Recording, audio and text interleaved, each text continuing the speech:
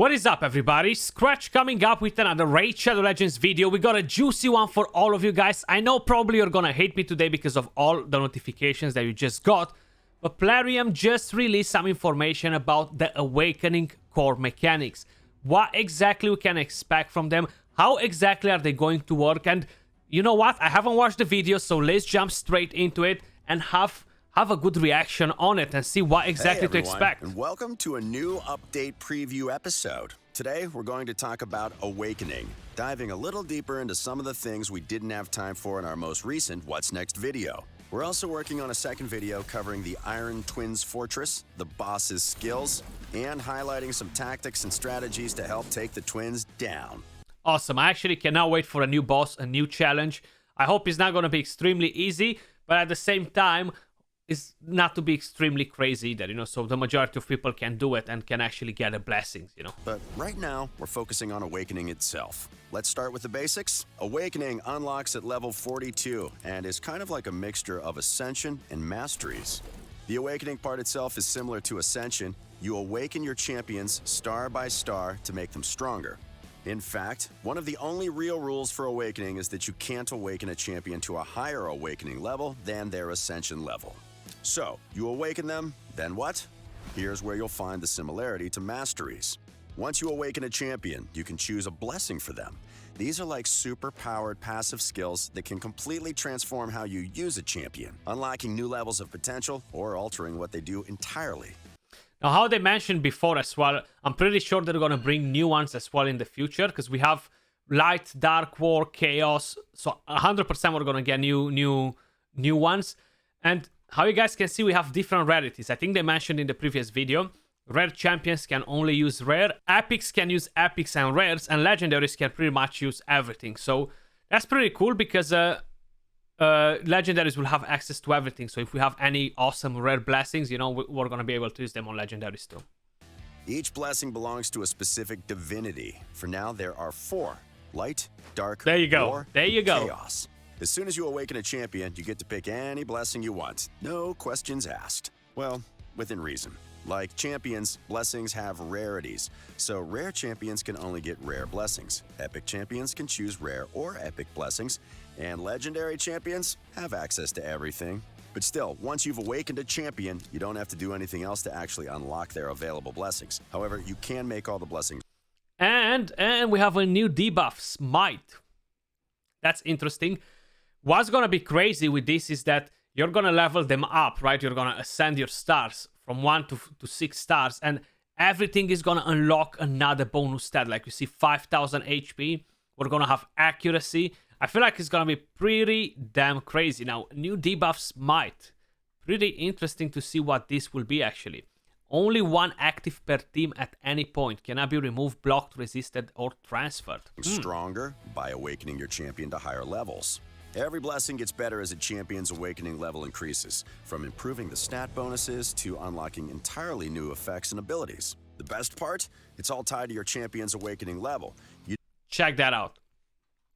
You see, so if a legendary will use a rare one, he's gonna get more stats. What I'm curious if is this 1,500, it adds up with the 3,500 equaling 5,000, or the 1,500 is gonna get replaced by the 3,500.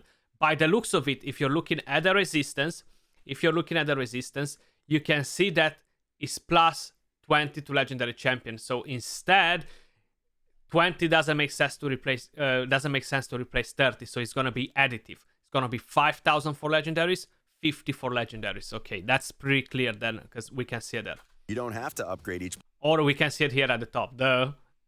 Wasn't it that easier, Skratch? Wasn't it that easier to read it there? Blessing individually. If you have a champion at level 5 of Awakening, they'll get the level 5 benefits of any blessing they choose. Simple. You can also swap blessings at any time, just like... And we can swap them at any time. Awesome. A lot of people were very curious if we were going to be able to swap them. It doesn't make sense to don't be able to swap them because you want to test different things. You want to create different strategies. You want to have tons of fun with them because that's the whole point of playing a game. And it's nice to see that we're going to be able to do it, hopefully for free as well, you know. Masteries, the first change is completely free, but after that, it's going to cost you some gems. I actually just had to jinx it, you see. The first one is free after we're paying gems for it. I mean, we're supposed to expect it, I guess. You can change to any blessing available from any divinity, but switching blessings within the same divinity will be slightly cheaper than changing. Ooh, that was actually interesting. Let me go back. Available from any divinity, but switching blessings. Strengthens your team's aura by 2.5%. Weakens the enemy's team's aura by 5%. Ooh. That is interesting. That is very interesting. Blessings within the same divinity will be slightly cheaper than changing their divinity entirely. Now, let's have a look at some of the blessings themselves, starting with one of our coolest blessings. So we have the ship, look, 10 more speed. Imagine just having this on, I don't know, on your Sifi or something like that. Bang, you have plus 10 more speed. Imagine how much faster it can get. It's crazy. Polymorph. This is a legendary blessing from the Chaos Divinity, and it does deliver on the Chaos front. Whenever any enemy places a debuff on a champion with this blessing, or steals or removes one of their buffs, there's a chance they'll receive a little debuff themselves. Only it's not a normal debuff, like an attack or defense decrease. They're going to get turned into a sheep and lose access to every single one of their skills. There's only a 5% chance of this happening at level 1, but if your champion is fully awakened all the way to level 6, you're going to have a 20% chance of turning potentially any champion into a sheep for 2 turns. And if you're wondering what life as a sheep is like, well, any champ that's been sheepified will only be able to use a single sheep skill. They'll charge forward, attack one enemy, and that's it. But they're a sheep, so herd mentality comes into play. Whenever one sheep attacks, all the others will join the herd and attack too. Getting turned into a sheep can be... Is it just me? Is it just me, guys? Like, I'm not even gonna say it. Just put it in the comments down below. WTF and ships in raid. Is it just me that finds them like so out of ordinary? Like, basically I don't know. Take a champion out of the game for 2 whole turns, but it's not all bad. Every time you attack as a sheep, there's a 50% chance of removing the debuff and getting turned back into champion form again. And whenever you get rid of the sheep debuff, whether it expires or you lose all your HP as a sheep, you'll return to champion form at 50% HP, no matter how much HP you had before you got sheeped. It's a fun blessing, an even more fun debuff, and we can't wait to see what you do with it. So, that's a legendary blessing, but other champions have access to a lot of awesome blessings. I don't think you want to use it on here. I don't think you want to use the ship on the spider because it's the horde effect, how he just mentioned. So imagine turning all the spiderlings into ships. When one attacks, all of them will attack that target and instantly wreck it. That's gonna be crazy. Definitely don't use the ship on the spider. Blessings too.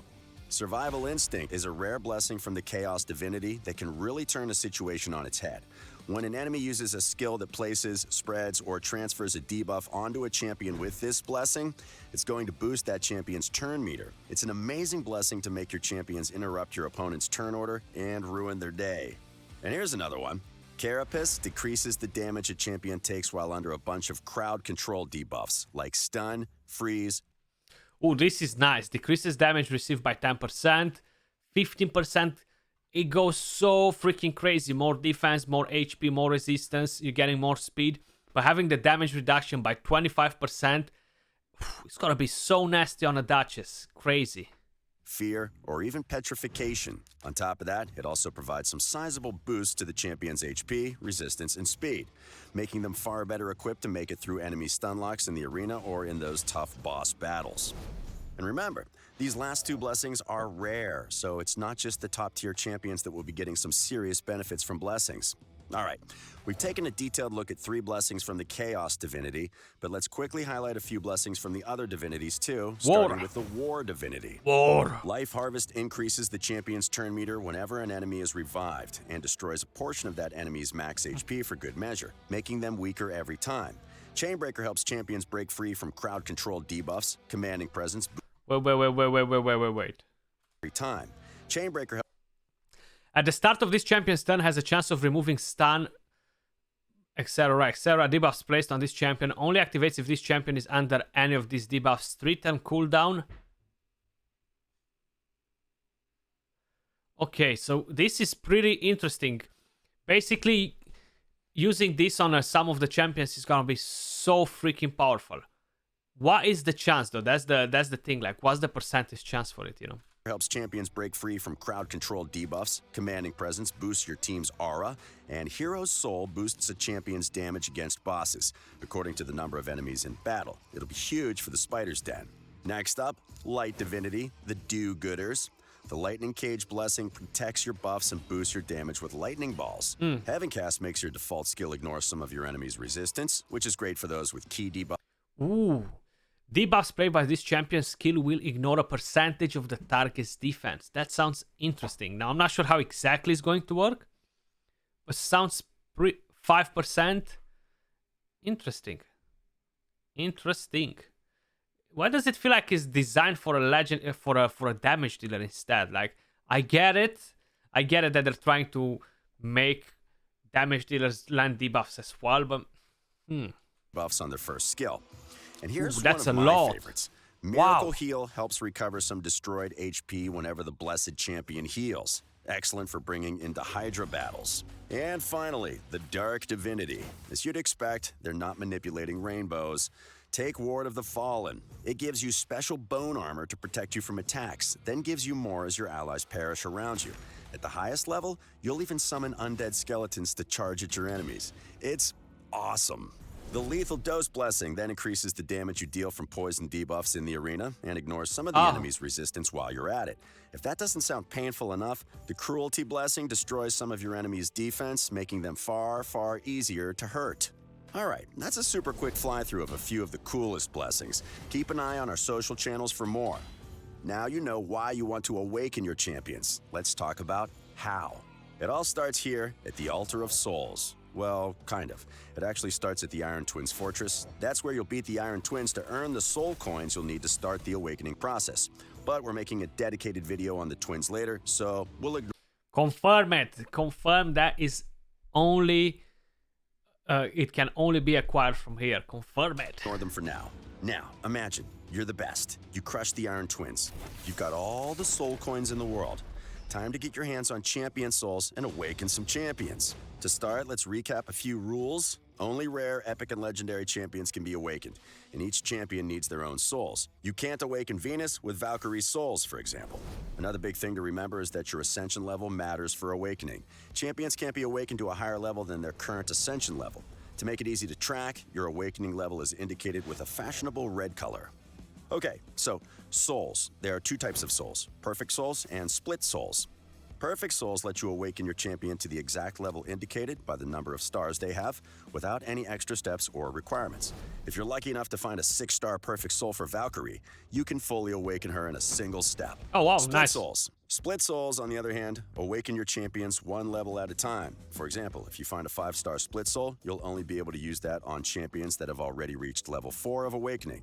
Now let's talk about getting those souls. Perfect souls are the most flexible and powerful. I feel like that's going to be a problem because I'm going to have a 2-star awakened champion and I'm going to get a 4-star and I'm going to have to wait for another way of getting him to 3-star before I can make him to 4-star if what he just said is correct, you know. So you'll want to get your hands on as many of these as possible. The main way is by summoning them with soul stones, which always gives you perfect souls. And to get soul stones, you'll need to head to the Mystic Market and use the soul coins you've earned from beating the Iron Twins. There are 3 soul stone types: mortal, immortal, eternal. The better the soul stone, the better your chances of receiving top tier souls, meaning higher level souls for higher rarity champions. You can Okay, awakening levels 1 to 6, awakening levels 3 to 6, awakening levels 5 to 6. That is a bit interesting. So eternal soul stones can only drop 5 or 6, level 5 or 6, while immortals can drop only 3 to 6. So we always have to summon each one of them. Is that what it means? see the breakdown on screen right now. Summoning souls using soul stones requires silver in addition to the soul stones themselves, and the process is similar to summoning champions from shards, so you should get used to it in no time. As an added bonus here, you'll be able to constantly upgrade your stockpiles of soul coins through using soul stones. For example, if you use 10 mortal soul stones, you'll receive 200 immortal soul coins. You can also get some eternal soul coins by using immortal soul stones. It's a nice, easy ladder that means you can get high-tier soul stones just for summoning souls. But that's not all. As you know, there are hundreds of champions in Raid, and getting the right soul for the right champion sounds like it could take a while. So we've got something to help speed that process up. Introducing the wish list. You'll get to choose 9 champions to add to your list. Then your odds of summoning perfect souls for those champions from soul stones will be doubled. Simple, no strings attached. So that covers perfect souls, but what about split souls? You can get split souls from the soul merchant, but instead of using soul stones, you'll be exchanging soul essence. You can either find soul essence by raiding the Iron Twins fortress or by buying it with soul coins. Fortunately, the advantage of the soul merchant is that you get to pick and choose which souls you want. The merchant has souls of every level and rarity, but the merchant's stock changes all the time. You'll need to stop by regularly and see what's in stock. To make it even more appealing, the merchant likes to make sure they have what you're looking for, so you'll never get a split soul that's of a lower level than what you need. For example, if you have a Valkyrie at level 3 of Awakening, the next split soul you see for Valkyrie will be level 4. And if a champion hasn't been awakened at all, you might even see a few level 1 perfect souls. Okay, that's awesome. So this kind of like answers my question, the question that I just had before. What if I have it at 4? What if I'm getting one for a level 4, but mine is only at level 2? So this actually will only go 1 level after. So if my Valkyrie is awakened to 2 stars, everything that I'm going to find in here for Valkyrie is going to be 3 star. So it's not going to go to 5 or 6 star. That's good then. Souls as well. Bottom line, when it comes to the soul merchant, make sure you check in regularly to catch the souls you need. Those are all the ways to get souls, but once you have them, you'll need to know where to access them. This one's easy. Head to your soul collection. It functions pretty much the same as your champions collection, where you can expand it if you need more slots. Oh, and one big thing to remember. You can always... I didn't like that. You can expand it if you need more slots. You know what that means? That means that we're gonna pay gems to extend it for more slots. No, we do not want to do that. Sell any souls you don't want to get some more soul coins. This way, nothing's wasted. And you get to start the hunt for souls again. And that's everything. Keep an eye out for that dedicated dungeon guide we've promised. And click like, subscribe. So yeah, guys, that's pretty much how it's going to work. Hopefully, it's going to be exclusive and everything's going to be related only to the dungeon. No packs, no offers, no anything that's gonna make it pay to win, because this will quickly become a problem for the whales literally just jumping 5 floors higher than the rest again. Let me know your thoughts in the comments down below. Very curious to know what you guys think as well. That was all for this video though. Pretty interesting. Much love. Appreciate all of you guys watching, and I'll catch you all soon in the next one. Peace.